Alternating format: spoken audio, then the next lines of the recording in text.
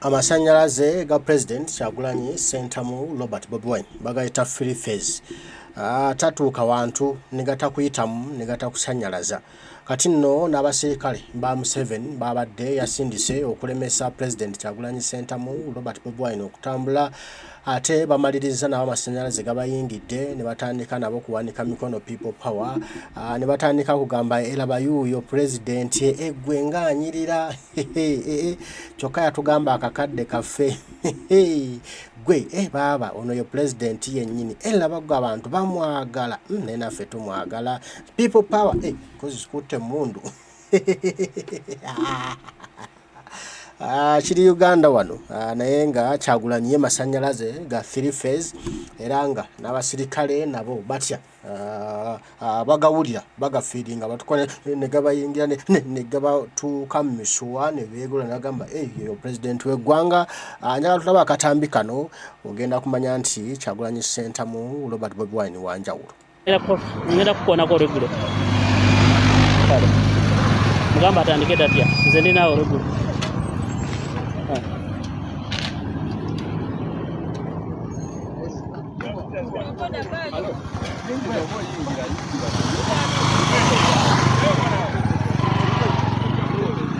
His Excellency the President arriving in Masaka at the home of the late Frank Senteza, where late Senteza was buried, and unfortunately nga watuuka security badegezaako okulemesa enteekateeka nga bwe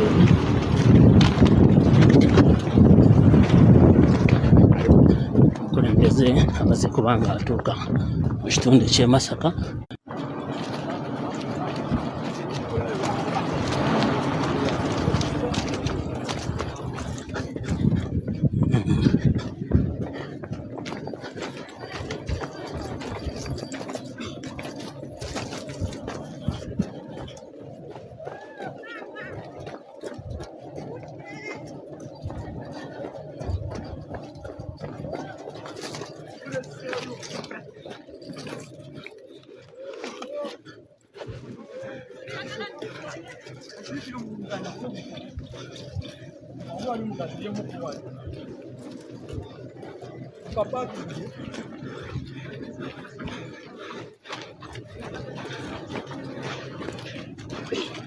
No chompadde nkitaddewa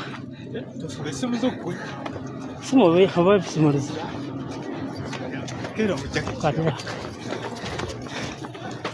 gundi aliwo ate agenda atereza ali gundi yaffe weyabadde Frank his comrade the late Senteza Frank tuzze kulanga tumusabira yatuva ku maaso ennaku z'omwezi ezajjo era ng'olwaleero twali tuziika.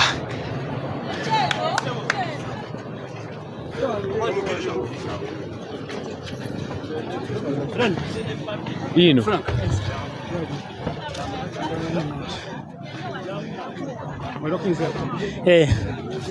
kwani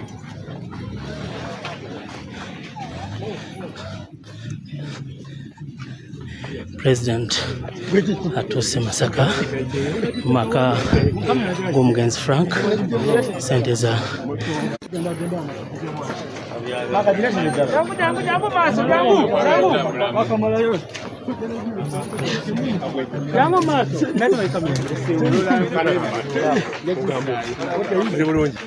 wasazeeko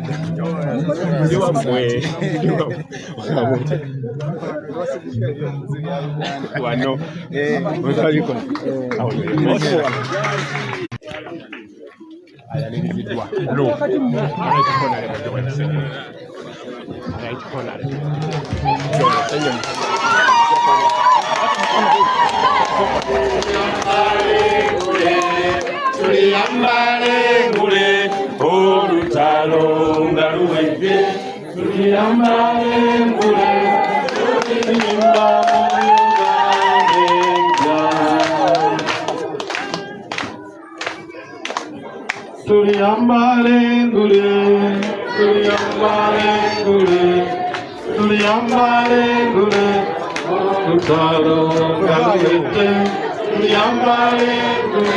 Tuliyambale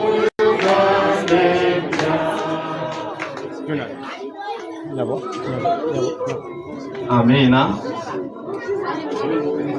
Tugatenga roza fetwanirize omukuru Robert Kyagulanyi, President waffe,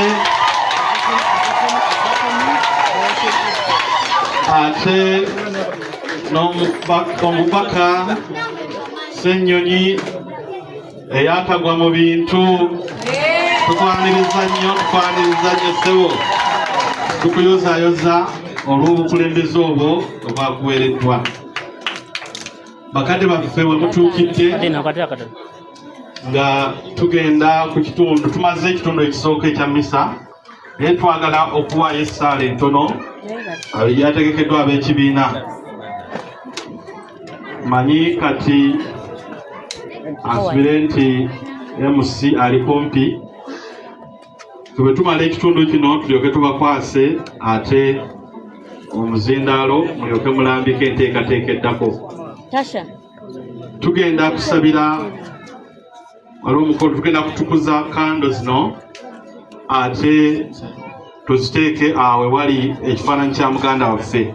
Tetusobodde kugenda kubijja olw'ebbanga eririwo eggwanvu okuva wano ne kubijja, naye nga tunaba kukola ekyo, munzikirize abooluganda mbatuuseeko ebigambo bibiri. Ffe nga Kirowooza Parish twenyumiriza mu nnyumba eno, kubanga mu nnyumba eno tulinamu omusomesa Florence Kalanzi Nalongo, maama wa Frank. Ndabyeko n'abafudde Kasabbaale kitaffe tukulengedde tukwaniriza. Awo nno omusomesa ono yakamala ettendekero, tubebaza olw'okumuwa amaanyi n'obuwagizi n'asobola okusoma. Kati musomesa mujjuvu era twamala dde omutuma ali mu kisomesa gy'aweerereza. Tubebaza okumuwagira, ne ku lunaku luli lwe yamaliriza emisomo mwebala okujja mu bungi. Ssebo Honorable Joseph Sewungu saasobola kubaayo, nali kyazanga, naye tukwebaza olw'okukulembera abaaliyo bwe yamala emisomo. Ekyokubiri era nga kyekisembayo, ffe nga Bakirowooza tulina omulimu gwe tuliko ogw'okulaba nti paalishi yaffe yeeyimirizaawo. Buli muntu atuuka ku paalishi eyo agyegomba kubanga etunulanga Bulaaya, naye okuyimirizaawo kompawundi eyo ne paalishi omulimu gukyali munene. Kaweefube gwe tuliko kaakano wakusimba mmwanyi. Twakasimba ika 2.5 emirembe, ate wano ku paalishi twagala okusimba ika eziwerera ddala nga 10. Awo nno omulimu ogwo gwe tuliko, tusaba abaliwo tubeeko kye tuteekawo okusobola okusimba emmwanyi ezo nga project enaayimirizaawo paalishi yaffe. Kyensaba nga tetunabagenda wali tukikole. Mpozi okweyanjula nze Father Vincent Perez Lusembo, bwana mukulu wa paalishi eno. Kansabe tukole ekyo okuwagira programu yaffe ey'okusimba emmwanyi. Abakulu nsaba tujje abakwaya batuweeyo oluyimba.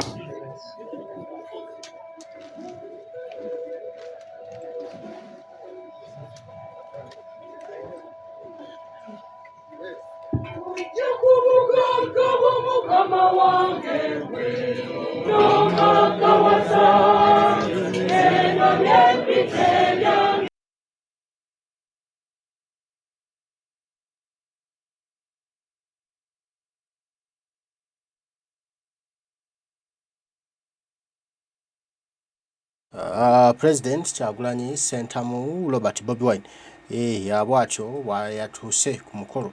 Naye nga abasirikale bano bonna boolaba General Museveni yabadde abataddewo okulaba nga balemesa President Kyagulanyi. Ne amasannyalaze nabo gaabayingidde, abeerabidde awo ng'emmundu bazeerabidde, bano batandise kunyumirwa bunyumirwa biki ebigenda mu maaso. ne bagamba nti ate kino nga ate kyanjawulo Pulezidenti Kyagulanyi ate nga muzibumu ate nga muziramu oyo Pulezidenti w'eggwanga yalondebwa ne Osisi omulaba n'adda eri n'atandika kunyumirwa bunyumirwa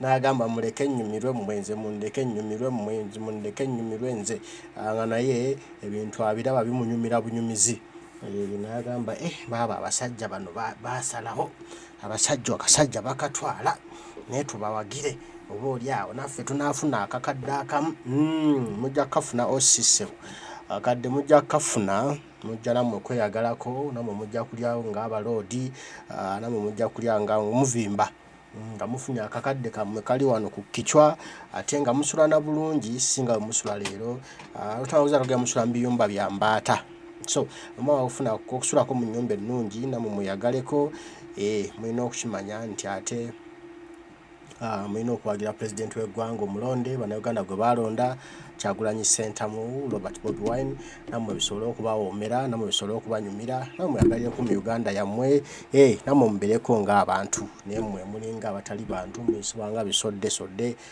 n'ate nga mumanyi singa Kyagulanyi kintu akikwatamu bw'ati nammwe mujja kuba baloodi mujja kuloodikana emikolo egy'okuddamu okusabira n'okujjukira muganda waffe afuna nga ssente zaabwe gyawedde bwe gityo naye nga abasirikale bo baadde bayiiriddwa mu bungi era abasirikale bano Osoyo gw'olaba yakuddewo n'akapande akabaddeko Frank Senteza Road kabadde wano kabadde akapande awo ne bakakuulawo mbu nga tebaagala ate